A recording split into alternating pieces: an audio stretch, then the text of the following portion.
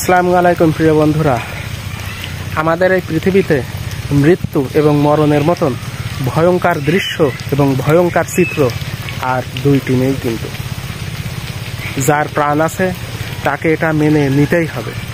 তবে যেই বাড়ি থেকে একটি মানুষ মারা যায় এবং মৃত্যুবরণ করে, সেই বাড়ির মানুষই জানে কত কষ্ট, কত যন্ত্রণা আর কত ব্যথা। একটি মানুষের প্রাণের সাথে এই পৃথিবীর কোটি কোটি টাকার সম্পদ এবং শত শত হাজার বিঘা জমির তুলনা হবে না, মূল্য চলে না।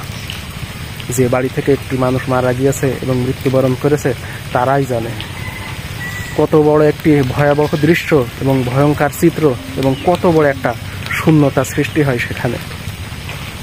তাই তো বলছি, ওই মানুষের সাথে তুলনা কোটি টাকা শত বিঘা জমিতেও হবে না। ওই মানুষের পূরণ কোনো ধন সম্পদ দৌলতে পূরণ হয় না। একটি মানুষের অনেক অনেক মূল্য, একটি মানুষের অনেক মূল্য। একটি মানুষের এই যে কথা, চোখের আলো, এই যে জীবন্ত দেহ, এটার যে কত মূল্য মুখে বলে শেষ করা যাবে না। যেই বাড়ি থেকে একটি মানুষ মারা যায়, সেই বাড়িতে কোনো সুখ, শান্তি, আনন্দ, উন্নতি থাকে না। তাদের কোনো কিছুই করতে ভালো লাগে না। এই পৃথিবীর যেদিকেই তারা যাক, যত ভালো ভালো খাবার সামনে আসুক, যত ভালো ভালো দৃশ্য সামনে আসুক, কোনো কিছুতেই তখন সুখ, শান্তি, আনন্দ পাওয়া যায় না। যে একটা মানুষ আমার সাথে ছিল, আমার মা, বাবা, ভাই, বোন, যে এ যে কি অমূল্য রতন, অমূল্য সম্পদ, মুখে বলে শেষ করা যাবে না।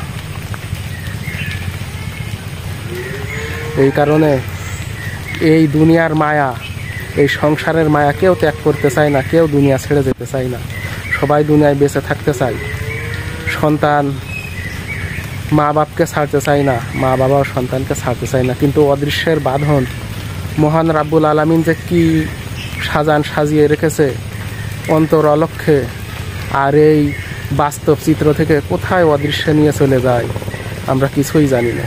একমাত্র তিনিই জানেন, যিনি আমাদের এই জীবন জীবিকা, এই পৃথিবী পরিচালনা করছেন।